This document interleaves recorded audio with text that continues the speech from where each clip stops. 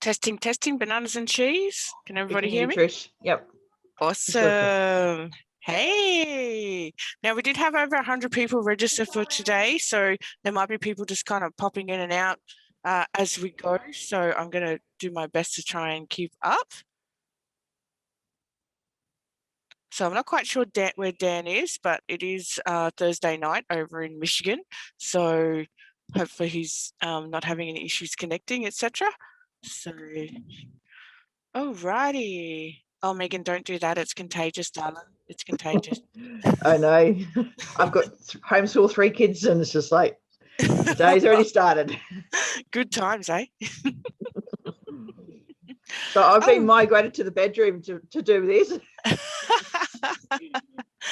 All right. So welcome, everybody. I am Trish Palmer. I am from Australia. You can tell by my annoying nasal accent. So anybody who's here from overseas, it is 8 a.m. on a Friday morning here. So it's we're in our first day of lockdown where we are, so it's going to be a very interesting day. So it's all good. I'm really lucky. I've moved most of my business online since the COVID has struck. So there's a lot more people now joining from all over the world. So let's get started. Now, if you have any questions whatsoever or any scenarios that you would like to share, by all means, please just unmute yourself and we will share. This is not only just me yabbering away about my experiences, but it's also about you guys contributing as well. So if you have any questions whatsoever about things that you want to know, difficult clients, you do have me for the next like 40 to 50 odd minutes. So, you can also treat this as like a coaching call if you want, or something along those lines, because part of Pellen and Palmer's core identity of what we're trying to do is to actually help you guys as healers go out and heal the world more. Okay, we're not here to get you to sign up to some major program or anything like that. We're here to help give good quality advice that you can apply to yourself and take out into the world, because there's a lot of people that need healing in this world and we need more of you to go out and do it. Okay, does that make sense to everybody? Yep, give me a thumbs up. Awesome. Thanks, guys. Thanks. Okay, so the first thing I wanted to talk about today, because like we said, the topic is what they don't teach you whilst you are training. So I did my training approximately 8 years ago now. Oh my gosh, apparently I'm a veteran of the industry. Can you see the wrinkly bits? Is that how this works? I'm not quite sure. Maybe I need a bit of filter or something like that. But I did my training approximately 8 years ago, and I don't know about you, but I got a case of what we called the glitters. I called it the case of the glitters. So as soon as I had done my training, I was literally out there going, oh, I can help people do this. I can help people with this. I can help people with this. I am motivated. I am awesome. And then I got smacked in the face by red tape business people that go, you can't help people with anxiety. I've always had depression. Depression has no cure. Blah, blah, blah, blah, blah. And wow, did my self-esteem take a kick to the guts. Has anybody else had that sensation? Yeah. And you have these wonderful techniques, but you didn't know that you had to be a really good salesperson either, did you? Nobody told you that. They just motivated you. You left that course. You were like, I'm going to go save the world. And then the world kicked you in the ass and you were like, what the hell did I do wrong? The thing is that they don't have a setup phase inside of your training because they don't want to deflect you from it. You have all these wonderful abilities, but they don't actually give you any sales pitch. Or the sales pitch they give you is actually quite generic. It's not modified for the individual or what's going on. I just went live on my Facebook page and I was talking about Longshanks scraps, okay? Now, many years ago, I watched a movie called Braveheart. Did anybody see Braveheart with Mel Gibson in it? Yeah, it was pretty brutal for its time, wasn't it? Like, I remember watching it going, whoa, you're allowed to put this on television? Like, wow. And he did a speech and he talked about how people are scraping for the scraps off Longshanks' table. They're always going for the crumbs. So let's say one of the best examples I can use for this is something like PayPal or Stripe, okay? So people sign up for something like PayPal to receive a payment from a client, and then they're so worried about, say, the $2 out of the $10 that they're taking. They're like, I only get $8. and you're taking $2, and that's what we call the scraps, where you fight for the scraps. You're so focused on that $2 and making that revenue back, rather than just going, you know what, it's part of the system, get done with it. I got $8. I'm going to keep going from there. Okay. Don't worry about the scraps. Guess what? You're going to make enemies in this industry. There's going to be people that hate you. There's going to be people that turn around and go, you know what? You can't cure depression or anxiety. You can't help me with my pain. They are part of the 16% of society that do not want assistance, regardless of the amount of assistance that you give them. So don't waste your time on the scraps. It sounds horrible because these people are the people that need us the most. But there's also, and I've had this, I had one lady pay me $3,000 for a program. She came to the very first session. Now, I have a no refund for any reason policy. Now, she came for that session, and then she never came back for any other sessions. And I messaged her. I said, well, look, come back in. We can help you. She wanted to not be able to be assisted. And if that cost her $3,000 to prove that to her husband, then so be it. Okay? This is not a reflection of you.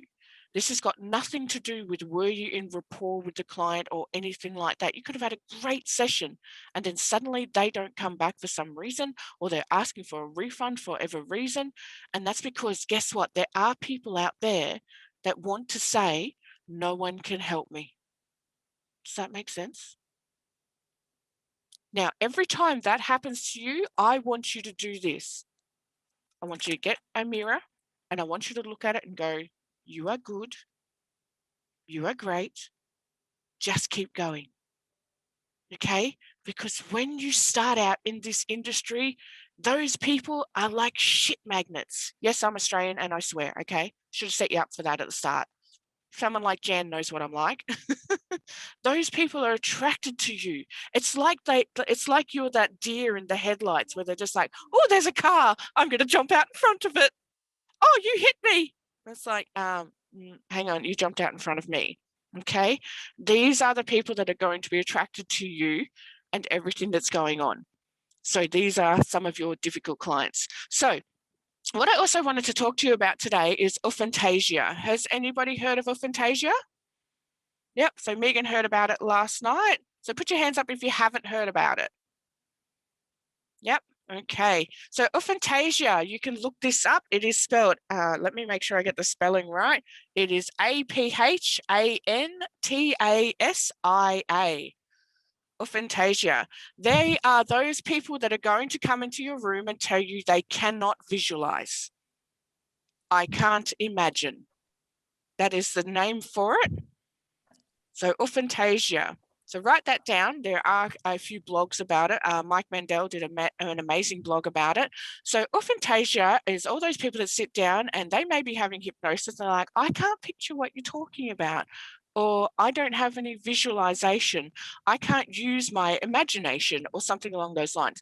So how do I get around this? Because this can be a serious block for some clients. And those that are seasoned therapists may have come across this and gone, I'm not quite sure how to help this client. So when it comes to aphantasia, I actually use an NLP when it comes to this one.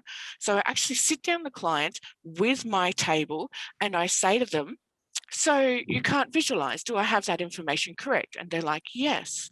And then I turn to them and I'm like, what's a food that you absolutely hate? Anything at all. Just tell me a food that you absolutely hate. And I had one just last week and she said that she hated, what are those little fish? Anchovies. She hates anchovies, cannot stand anchovies. I said, well, how do you know you hate anchovies? And she's like, because every time I think of them, I can have a taste in my mouth. And I said, if you ever saw, I'm using visual words here. If you ever saw an anchovy on a pizza, how was it that you don't know that you don't like it? Because, oh, I've seen it. I was like, okay, so whilst you're in this moment right now, you're actually visualizing in your own mind what an anchovy would look like, smell like, feel like, taste like. But there's no anchovies in this room. Is that correct? And that's when the client would turn to you and like, oh, this is just known as an evidence procedure. That's all we're doing. And then you explain to the client that there is nothing wrong with their visual perception. It's just that they're idolizing what visual perception is. There are many people with aphantasia that have this concept that as soon as they close their eyes, they're going to be watching a movie. It's going to be in full color and everyone's going to be there and it's going to be in 4K visual, blah, blah, blah. But I know for a fact that mine isn't. I know for a fact that when I'm in hypnosis, mine's just mostly colors. And you'll say, can you feel your mother or is your father there? Can you see them? And I'm like, yeah. But are they really? It's just that their expectation of visualization is just a little bit different to what the reality is. That's all it is. And you need to reconstruct that for them. Educate them a little bit on what is going on when they've stuck in that mindset of aphantasia. Does that make sense to everybody? So do you have any questions about that? It's really, really quite simple. All you need to do is ask them something that they can relate to. And I usually go for food because food is emotional, food is relatable, and it's a very generic sort of topic. And everybody has a food that they don't like. And I usually say to them, what is a food that you absolutely hate? So how do you know that you hate that food? So let's just say they hate pears. If you ever saw a pear, how would you feel about it? And they're like, oh, I hate pears. I'm like, well, that's your visual. It's just giving you a feeling representation. Make sense, everybody? Now, who here has ever taken their client through a session and then when they've come out of the session, the client's gone, nah, nothing's changed? Anybody had that happen to them? Yep, I've had that happen. Yep. So in my very, very early days, because I was hyped up when in the program that I did, and I was told I can help any smoker quit. Who hates quit smoking clients? Be honest. Be honest. Yep. Rosalie. Yep. Nisreen, Megan's 50-50. Jan's like, yeah. Leanne, yeah. Yep. When it comes to quit smoking clients, and I cannot stress this enough, okay, guys, quit smoking clients are never quit smoking clients. Okay?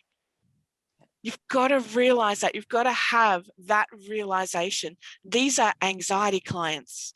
These are depression clients. These are really fucking stressed people. Okay? This is just the side effect that's going on. That's what it is. So yes, I do have a quit smoking protocol. Do I use it very often? No.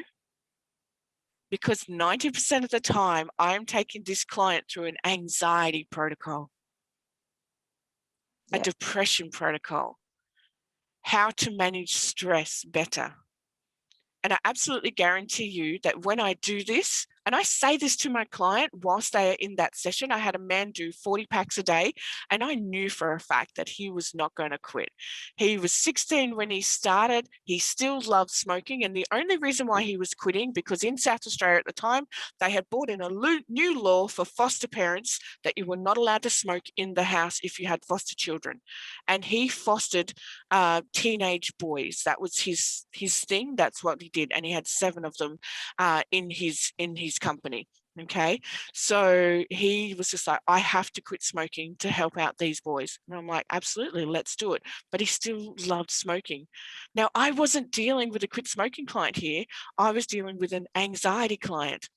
So I booked him in for 8 sessions. Now, blow your mind at this, okay, guys, because there's people like, oh, you didn't get it done in 1 or 2 sessions, Trish. It's not up to me, guys. It's up to the client. Don't get stuck in that mindset that your client will only need 1 or 2 sessions.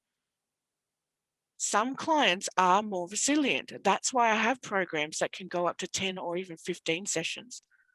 We've got to break down these walls very slowly with some people. So when it comes to a quit smoking client, because they can be extremely difficult, when it comes to a quit smoking client, you may need to do more sessions and deal with that anxiety and deal with that depression and stress. Yes, Nisreen. Nisreen, is that how I say it, darling? Yep, that's correct. Beautiful name. I had a question, like when you're saying you do sometimes more 8 to 10 sessions with them, how do you judge which program would be right? Would they be suited for an 8 to 10 or 3 to 4? How do you measure that out? How do I measure that? Great question. So when my clients come in for a free consult, I always do a free consult, and I just a heads up, guys, I am deaf. So I wear hearing aids. I am actually 60% deaf in each ear. So for me to just use the telephone is actually quite difficult. So when I am doing my free consult, I'm usually on Zoom or it's in person. Now, what am I doing? Because you're meeting somebody who's about to pour their heart out to them. And how do I gauge which client to take in and what program to sell them? So like Nisreen says, how do I gauge this? So let's say, for example, I have a quit smoking client that comes in that still loves to smoke. Now, we are taught in this industry that you should just not even go near that client. Don't even go near them. They still love to smoke. However, there is always an exception to the rule. So my client can come in and sit down. Now with my quit smoking protocol, I have 3 programs set up and I have this all printed out in a document ready to go. So I think I have it on this computer. If you just give me 2 seconds, I can show you. Oh, we're in luck. We're in luck. Okay, so let me just show you the document. And by all means, feel free to screenshot this. I am completely transparent when it comes to all this stuff. So, oh, did I get the right screen? Can everybody see a little, wrong screen? Hang on. That happens. Let's try that again. That one. Can everybody see that now? It's got a little tree on it with pink paper. Yep. Awesome. So my client comes in for a free consult, and this is what I have set out ready to go. So my client also receives this as a welcome pack. So even if my client decides not to take a program right there and then, this information is all there, ready to go. It's printed out on 120 GSM paper, so it's very thick, and it's also placed into a folder with my name and my criteria all over it, because people are not going to throw that away. People throw business cards away, they throw out little bits of paper, but when you make something, when you invest $2 or $3 in making up an actual folder for them, that's when they'll go, oh, wow, this is really good quality stuff.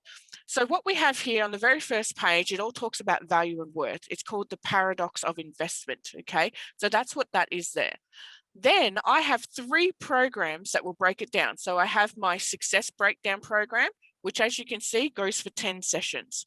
I also have my base program, which goes for 7 sessions. And then I have my breakthrough program that goes for 3 sessions. Now, this is for the quit smoking clients. I have programs set up for all different sorts of clients and all different protocols, okay? So this is for a quit smoking client. So they've come in, Nisreen, so they've come in and they've sat down, we've had a bit of chat, we've discussed why they smoke, we've scaled why they smoke. So on a scale of 1 to 10, how do they feel about smoking? For example, if they say they are an 8, I say to them, what stops you from being a 9 where you allow this problem to get worse? And then I'll say to them, what stops you from being a 7 where you allow this problem to become better? Use that NLP, really get them thinking, because 90% of them will sit back and go, oh, that's a great question. What stops me from being a 7 where I quit?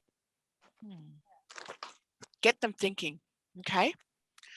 Another question I also ask, so write this down as well, guys, and this is a really, really great NLP question. You can pull this one out whenever you want.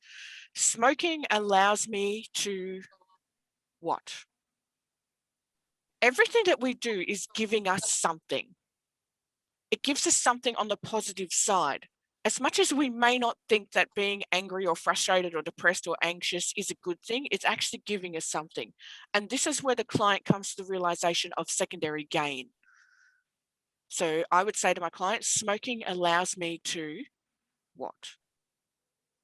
90% of them will say it allows me to have time out. It allows me to get away from people, to relax. Okay. So I've taken my client through my NLP questioning, and now I'm here to gauge which package is going to be right for them. Now, I am brutally honest with my clients, okay, guys? So yes, I do swear. Yes, I'm known for it. And yes, I am straight to the line. I will give you a foot in the bum if I have to. I will pull out those hard shots. So I've got my client and I'm sitting there and they've told me their story. So I'll use this gentleman as an example. He talked about how he's got these kids living in his house and they're disturbed. They've had issues with their parents. Some of them have run away from home, etc., etc. Now, as a professional, I'm now gauging what's going on in the external environment that he is processing internally. That's what I'm gauging here. So the first thing I'm going to do is I'm going to listen to his language, okay? So I'm going to listen to his language and I'm going to listen to his tone, because his tone may be more stressed out than the words that are coming out of his mouth. Has anybody ever heard anyone do this? I'm not an angry person. And you're sitting there going, fuck me, what are you then? Jeez Louise, I'd hate you to be a relaxed person with that. Listen to the tone. If I remove anybody's words and base them on the actions, I have 100% truth right there every single time. So listen to the tone. I'm also watching eye movement with my client as well. So anybody who's studied eye movement, I'm looking for things like, are they visually constructing? Are they memory constructing? Are they audio constructing? Am I tapping into the kinesthetic when I ask certain questions and they're like, yes. You're looking for all of these cues that are going on. This is how you're going to make sure you choose a client that is going to be on a path of success. It's not 100% solid recipe, but it's pretty damn good. Okay. So my client has sat there and he's told me all about these kids and the stress that they're going through and blah, blah, blah, blah, blah. This is the external environment now. It's going to come internally. This client is stressed. So Nisreen, what I would do, darling, is I have my 3 packages here. Now I have a breakthrough package for quit smoking. They come in for their first session, we do parts therapy. In the second session, we do the quit smoking. And the third session is there as a backup just in case they decide to shit themselves. Okay? Because guess what? Life happens. It happens. So am I going to offer this to my client? No. And I will tell them that. I will literally have this piece of paper and I will cross it out and I'm like, I'm not going to offer you this session. The reason being is because you have too much stress going on in your external world. And in 6 months' time, you're going to come back and you're going to tell me the hypnosis wore off. Hypnosis doesn't wear off. We just change our mind. And I'm going to be honest with my client about that. And then I'll say to him, I'll be like, okay, so what I will be offering is I would say to him, I will offer the base package. In the first session, you're going to come in and we're going to do some NLP questioning. We're going to talk about your story, find out what's going on, alleviate all those stresses, and we're going to discover the real you. You're going to get some real aha moments. I'm going to ask all those questions. Then in the second session, we're going to release that dominating emotion, that part where you said, I'm not an angry person. Perhaps you're not an angry person, but perhaps you're a frustrated one. We're going to release that emotion for you. Then in the second session, we're going to release the secondary emotion. What's making you frustrated? What's behind the scenes? After that, we're going to release those old beliefs, because this is where we're talking about that they must smoke, they must do it for alleviation. I'm starting to set them up for the quit smoking session now. In session number 5, this is where I actually give them my quit smoking diary and they start to get their own analyzing, where we're clearing out all those old thoughts. Sometimes I'll do timeline in there. Sometimes I'll do regression, whatever the client needs. And then from here, as you can see, session 6 is parasite and the host. So that is the quit smoking session. And session 7 is the capping session, where we just bring them back just to make sure that they're fine to go out there on their own. Does that make sense? Okay. Now, if I had a client that was really, really anxious, I am doing every emotion individually. So anger, sadness, fear, and guilt. Those 4 core emotions I am doing individually. And that is how I gauge whether this client will take a big package, a middle package, or whether they're just a quit smoking one. Does that make sense to everybody? That is how I gauge it. And guess what? I will tell a client, I'm not taking you on. I have had people walk up my driveway calling me a cunt because I wouldn't take them on. Okay, it happens. When I very first started with quit smoking, now this put me off working in the industry right from the start. Now, I do have some people to thank for getting me back on track because I was quitting. So I had a lady come in for quit smoking. I just left my hypnosis course and I was pumped and ready to go. This lady books in for quit smoking. I'm just starting out. I've quit my job. I've got the whole criteria. I'm doing this with purpose, with passion. This lady comes in. I charge her $400 for one quit smoking session. I am stoked. She comes back to me 2 days later, demanding her money. I want a refund. I haven't quit smoking. Now, I lived in a small country town at the time, and she was the receptionist for the local physio and chiropractic center. How many people was she going to tell about me? Fuck. So I gave back her money. I couldn't pay my rent that week. I was like, why have I quit my job? This is fucking bullshit. This woman has abused the shit out of me at my front door of my house. I have given her her money back. I have cried my eyes out because this is too hard. I went back to my old job and I asked if I could go back to it. I was a massage therapist back then, and they said, yep, to start tomorrow, Trish. It's like nothing's changed because you're amazing. Her husband came for a massage that Friday. I was still devastated. And I thought, fuck this, I'm going to breach confidentiality. As I massaged him, I said to him, I am so sorry what happened with your wife. And he goes, what are you talking about? I said, well, I gave her her money back for quit smoking. I felt so guilty that, she didn't quit. And he goes, what are you talking about? She did quit. I was like, what? What do you mean? He goes, she did quit. He goes, that bitch broke my dentures that night when she hit me in the face with a chair, and now she has to replace them. So she came to me for the money, saying that she didn't quit smoking. Now that slaughtered my self-esteem to a state where I was like, I can't do this. But this is where we have that perception versus deception, okay? This is where you must go out when you do your training, when you do any of your courses or anything, and get your research. Make sure whoever you're studying with is doing what they're doing, okay? We have all done it. I have invested tens of thousands of dollars with these so-called gurus and then turned around and gone, what the fuck? Okay? Do your research. Have your contracts in place. Okay? So I will share my screen with you again to show you the rest of that piece of paper. So inside this piece of paper, as we scroll down even further, it goes for 9 pages. I have on it how much the individual sessions are costing. Have a debit system in place. So I use acuity scheduling and have that debit system in place that automatically takes the payment each week if you're doing a payment plan. Okay. If you're not doing a payment plan, take a substantial deposit, non-refundable for any reason, just for them to book the appointment. Every single time, I've got no issues. I had one lady put $200 deposit down, and then I said to her, I rang her up. I said, right, let's book that appointment, because she couldn't book it at the time. She didn't have a diary on it. And I said to her, let's book that appointment. You paid $200 deposit. And she turned around and she goes, no, I don't want to do it anymore. I said, you do understand that it's non-refundable? She goes, yes, I understand. I was like, okay, what else can you do? But I made $200 out of my free consult, because my free consult isn't free. Yes, it's free to the client, but 90% of the time I'm booking in a client and they're paying that deposit. Okay. I'm not 100% hit rate, and anybody who is hasn't worked in the industry long enough.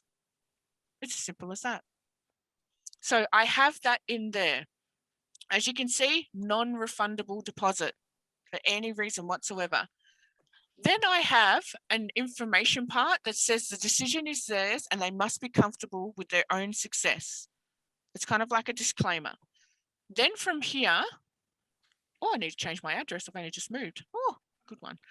Then from here, I have all the statistics all about smoking and whether people are happy, because you get the logical person, the analytical person, that person that wants the statistics.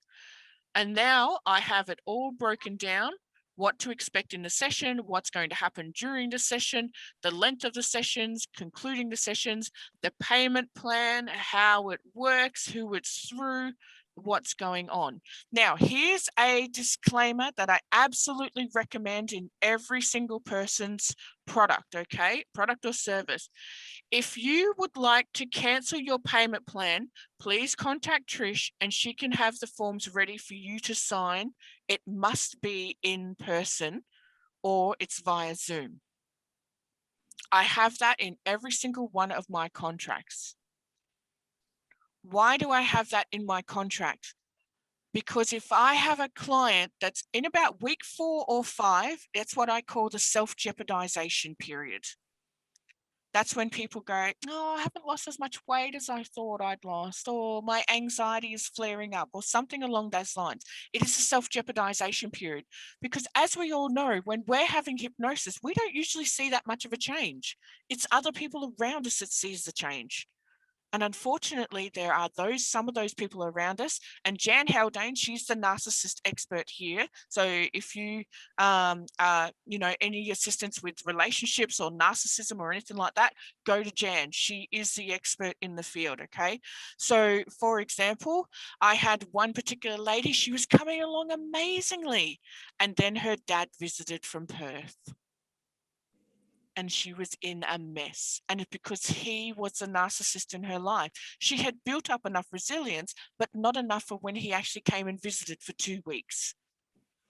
So I have that in my contract that if they want to leave the hypnosis program at any stage, they are free to do so, but they have to sign paperwork. What does this paperwork say?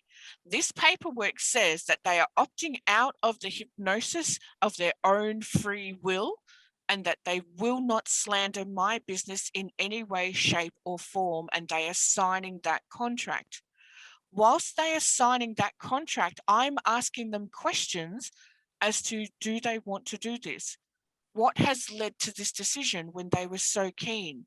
I'm giving them evidence of the last few sessions of how they have succeeded. How many of those contracts do you think I have had people leave in the whole 6 years? Does anyone know? Anyone have a guess? Almost. One. And the only reason for that, I actually asked her to come in and sign it. And the only reason for that is because she punched me during a session. So yes, I have been beaten in a session. No, I didn't punch her back, but fucking hell, I wanted to. It's not the right thing to do. And if you're going to smack someone in the face with a chair, yell mosquito first. You didn't get that information from me, okay? So I have that in all of my contracts, that they must sign paperwork that they are opting out of the hypnosis program at their own free will. And that's because there are external environments here. There are people that are going to want to see these people fail. There are going to be people that want this person to still be dependent on them.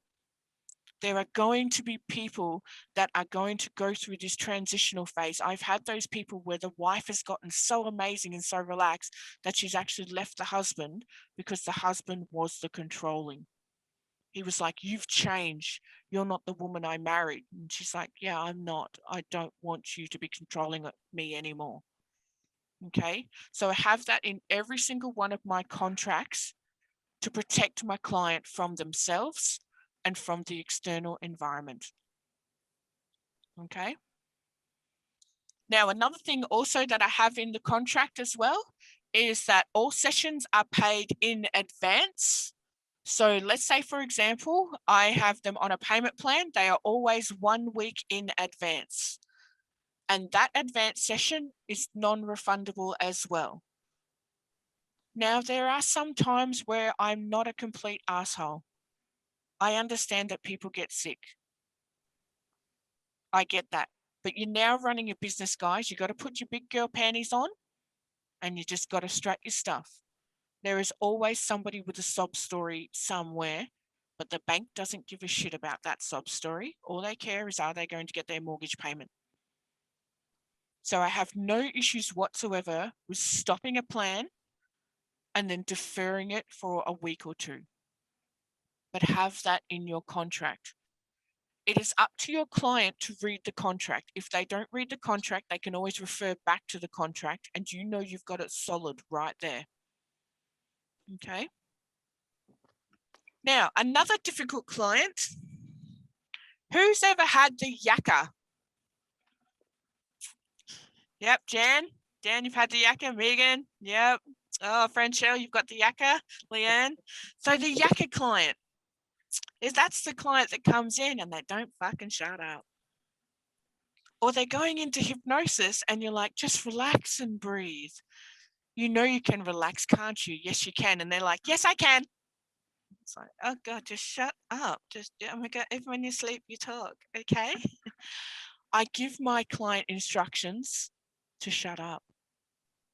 It is that simple.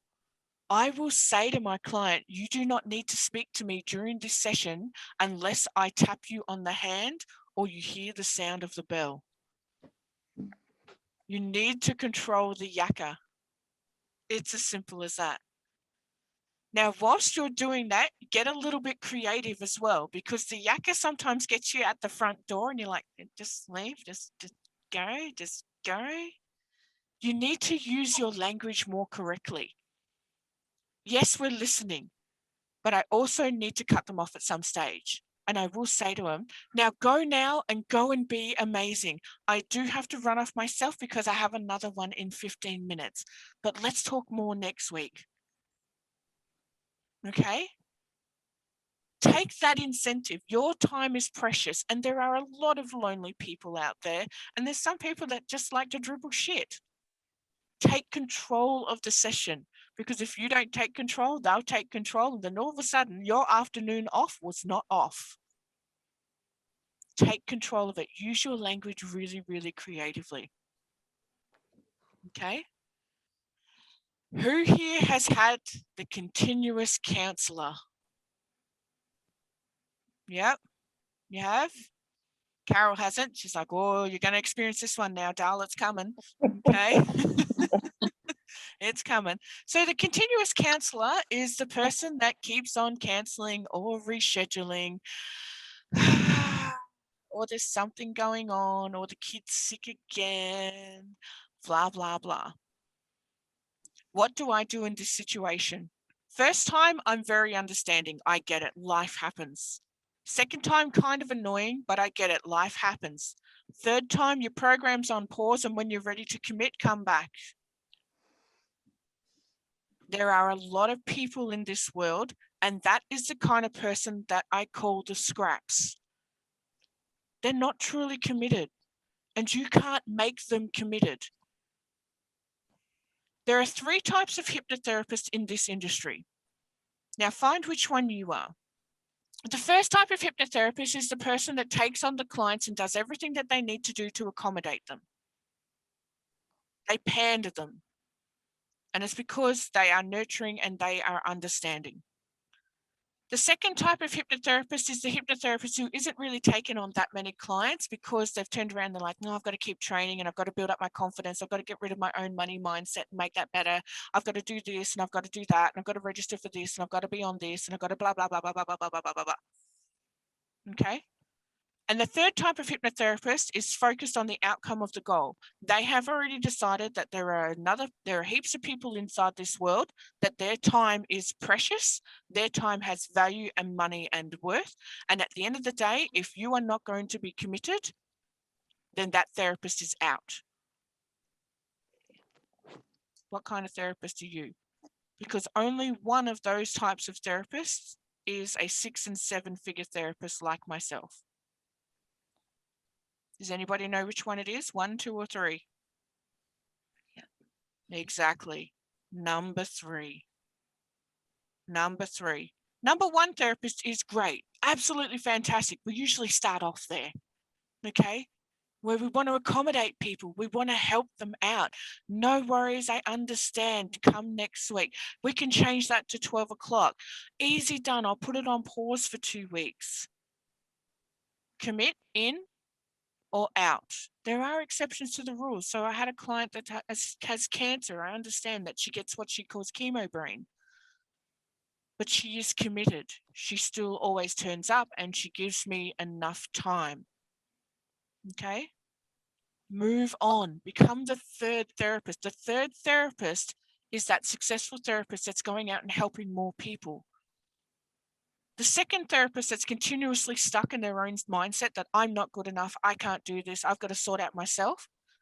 That's okay. We all still need to do training. We all still need somebody to occasionally give us a kick up the butt or to give us a better direction. But we don't have to continuously be doing it every single week, every single moment, every whatever. Oh, this is new, this is new, this is new, this is new. At some stage, we have to go, you know what? I'm really good where I am. I'm going to go to a couple of things once a month or something like that. But I'm going to focus on being the third therapist that is going to go, look, I'm doing this. This is how I'm doing it. And my time has value. That makes sense to everybody? Can Yes, you Karen.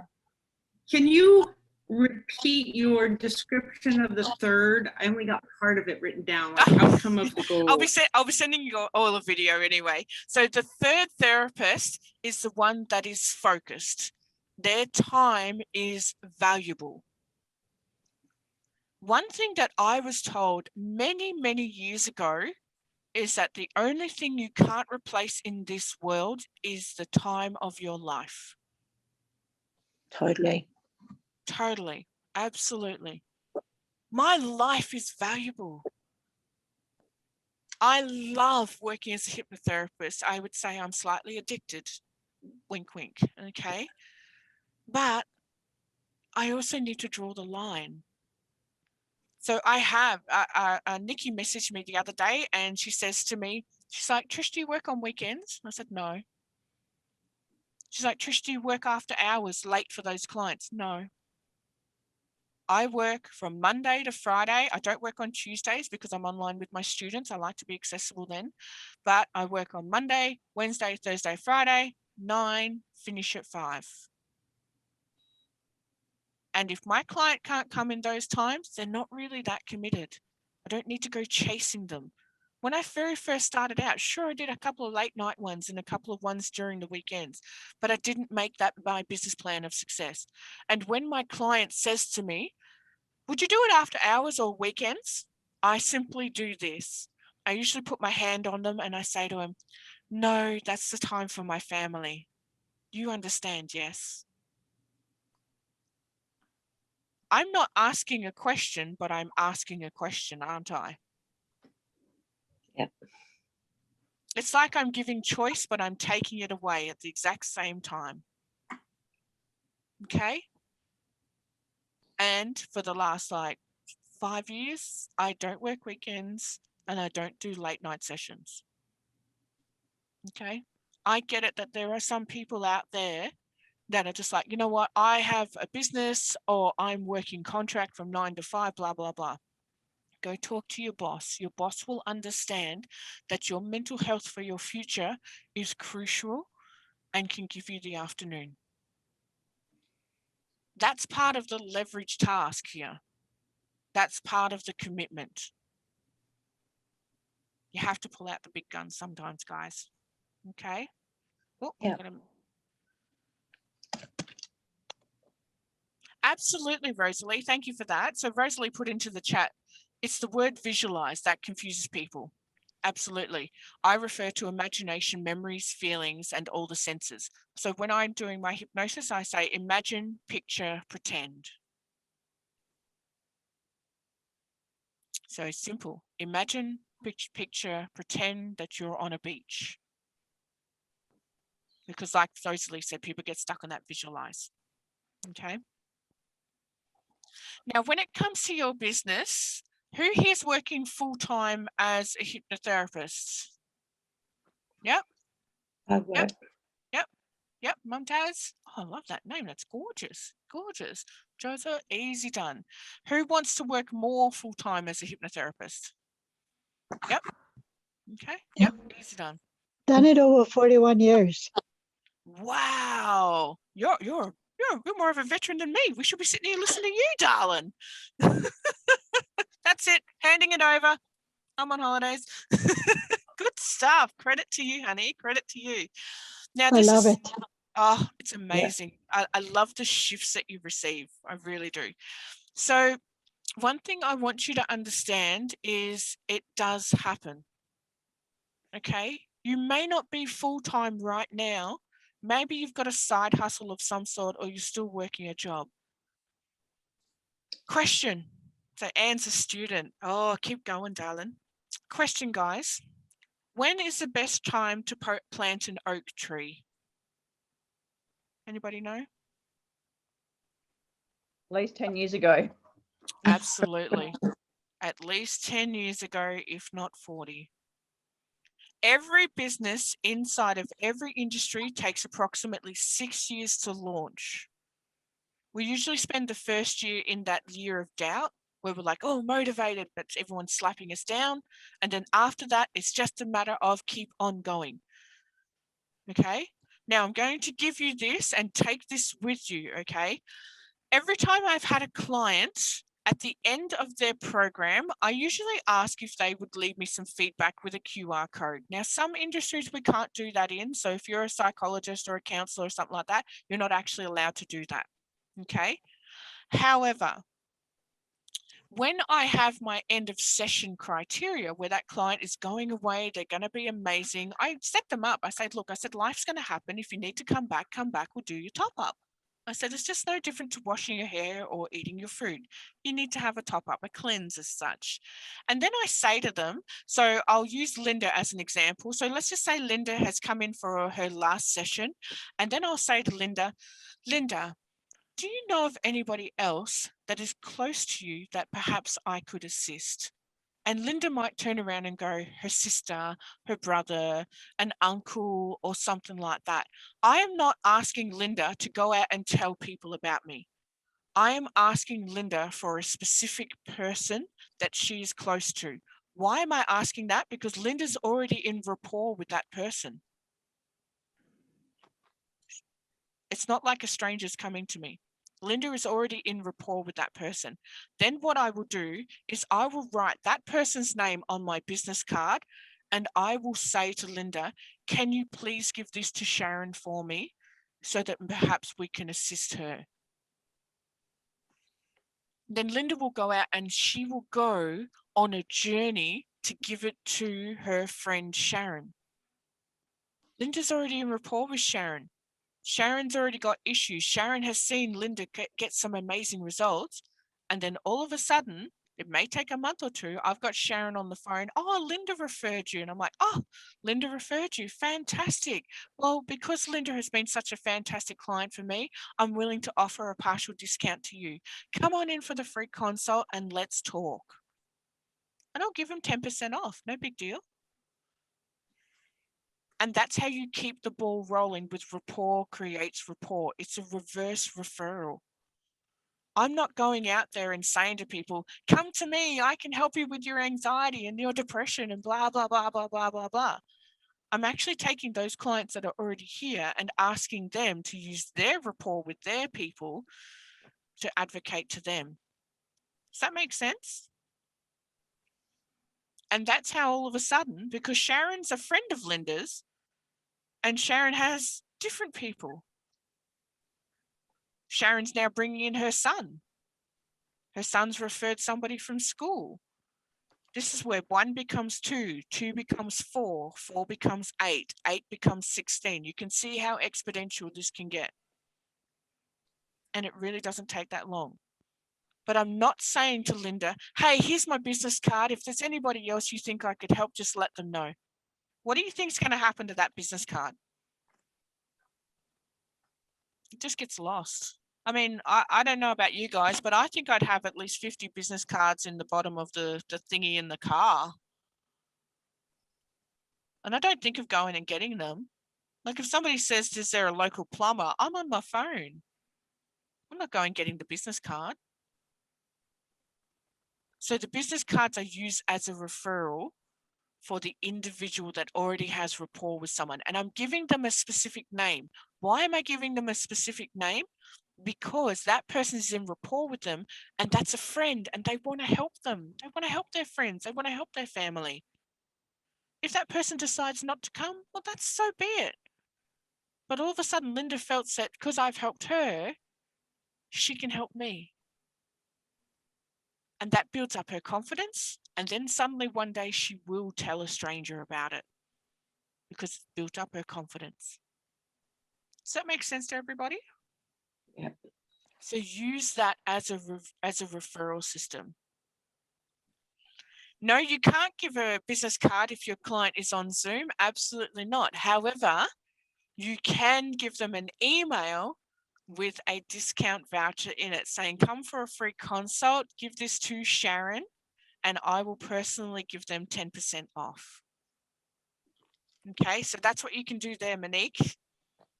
You actually tell them that. So still use the same system, but send an email instead. Okay. So when it comes to difficult clients as well, what about those people that continuously message but don't book? Anybody had those ones? Yep. They are messaging on Facebook, help me, help me, help me, but then they just don't book. I have got the most fantastic trick that you're ever going to come up with. You ready for it? Is everybody listening? The block button.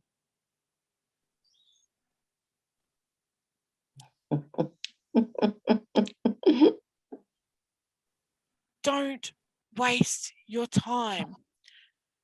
This is known as the algorithm of truth. Now, the algorithm of truth, please look it up on YouTube. It goes for 45 minutes and it's absolutely worth every second of watching. The algorithm of truth talks about the new social media of our world. And it talks about how now people have the right and they can find the groups to have a confirmation bias. It's called the hedonic treadmill. So when it comes to the confirmation bias, we can now search for anything we want on the internet, whether it's true or not, to confirm our own bias. And that also means messaging people that are not aligned with our bias so that we can have confirmation that our bias is real. We call them Nazis. They're people that are sitting inside vegan groups eating a sausage.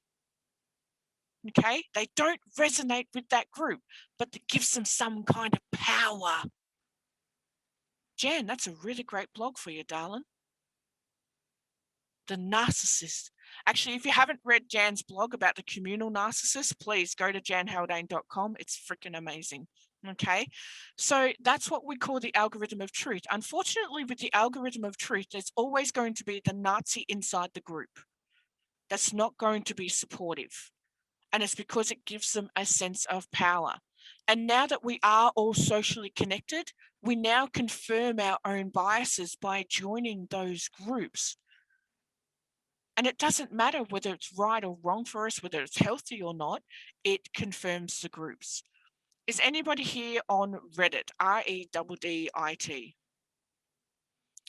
Don't do it.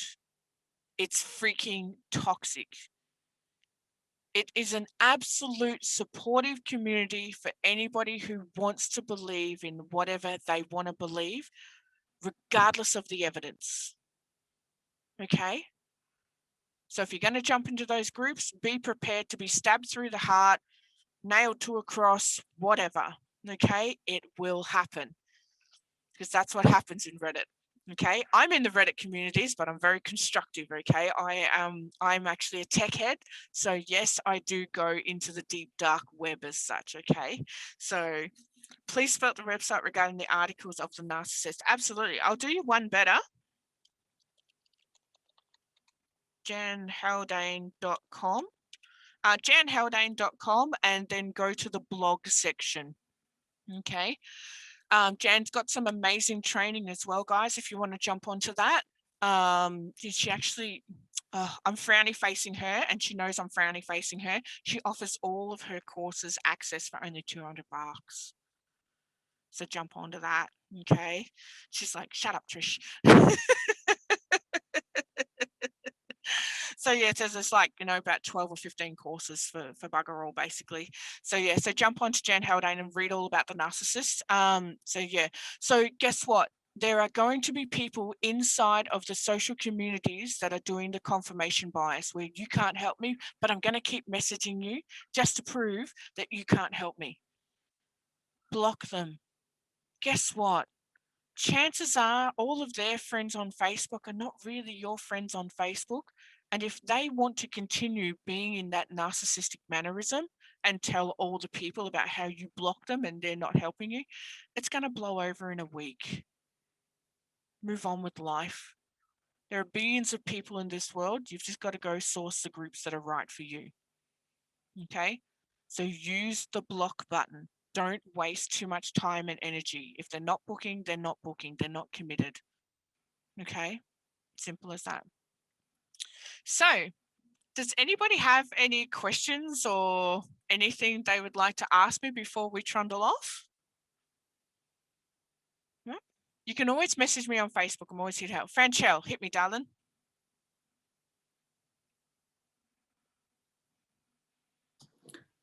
It was just a question regarding the referring with the client, and do you have anyone who you feel may be able to help, that you may be able to help? Do you ever find that anybody, kind of the friend, gets offended and saying to the friend, well, you shouldn't have mentioned my name? No. I've No? never had that. Yeah. If I have, the client hasn't told me. Yeah. Yes, I do check in on my clients, but I never check in and say, hey, did you give that card to Sharon? Yeah. Or anything like that. So no, not at all. Mm. That comes down to also a pandering mentality, Yeah. because that friend would have already been in rapport. Yeah. So that person might go, oh, I can't believe you mentioned that. But that friend's then going to amend that and go, oh, well, I won't do it again. Yeah. Yeah. So yeah, so it's never happened that I know of, darling. And I think it's a brilliant recommendation. And once again, I guess it's how you phrase it, isn't it? It's how you're Yep. framing it so that it's, yeah. Absolutely. Thank And you. you can also do it with doctors as well. So I have no issues whatsoever with a client coming to me and then they say, oh, look, I'm on medication for my doctor. I'm thinking about talking to them and stuff like that. And I will never, ever tell my client to come off medication. That is not my job. That is the doctor's job. But I will use a reverse referral where I will fill out a referral piece of paper and I'll say to the client, I'll say, hey, next time you're at your doctor's, just give them this piece of paper and it's just going to let your doctor know what I'm doing. I just need you to sign it as well. And all of a sudden you've got a doctor ringing you going, oh, I didn't even know you were in town. They don't have time to Google you. They're only looking up the people that are on their referral system. And you can use it as a reverse referral as well. So you can look, next time you're a doctor, just let them know, I'm working with you as well. If they would like to sign paperwork and we can swap information and work together to help you out. And people just like, yeah, that'd be great, And that, I admit, hey guys, like I'm completely transparent. I've had those clients that have come in and gone, well, my doctor doesn't want me to see you. I'm like, oh, well, why is that? Can I please ring them and have a chat with them? And I guarantee I can always get that doctor on board. So you can use it as a reverse referral. So if you're just like, oh my gosh, I can't approach a doctor to get them on board as a referral, then just use your clients as a reverse referral and let them come to you. Okay, it's a longer process, like the same with the oak tree. It takes time to grow, but just keep on growing. Okay. So any other questions before we trundle off? No. Well, I hope you've gotten a lot of value out of today. a lot of advice. So please, by all means, if you have any questions after this, please look me up on Facebook, Trish Palmer. You'll notice me. I've usually got a derpy looking face on my profile. So you'll notice me. Add me as a friend, and I'm more than willing to help answer your questions. If you would like to join my mentoring or anything like that, please let me know. I'm not good at the sales pitch. I'm one of these people that if you want to join, great. If you don't, that's life. Shit happens, okay? So I do have a really great special coming out at the moment where my mentoring doesn't have a sign-up fee. It will only be a subscription fee, and it is $60 per quarter. So if you're interested in that, please let me know. But otherwise from that, thanks, Jan. Thanks, Nisreen. But otherwise than that, please go out there and be amazing. Understand that there are going to be difficult clients out there, and it's not your fault. They attract to us like freaking magnets, and just keep on going. Guess what? That oak tree got struck by lightning so many times that it ended up developing all these scars that we admire as bark today. They are beautiful, distorted trees. They are absolutely amazing, but they only grew the way they did because they kept going even when they were struck down. So keep going, okay, guys? And if you really get a doozy, send me a message. I'd love to hear your story, okay? All right, guys, go and be amazing, and I will catch you in the future. No worries, Michelle. See you, Wanda. Thank you, Trish. Thank See you. you, guys. See Love you, ya. Wanda. Send me a message, okay? Mwah, mwah. See you guys. Bye. Have fun. Thanks, Bye. Trish. Bye, Bye. Trish. Thank you so much. Have a great day. You too. I'm in lockdown. Woo! Cleaning the house. Everybody's cleaning the house. Whoop, whoop, whoop. Everybody's cleaning the house. See you guys. See you, Trish. Bye. Bye.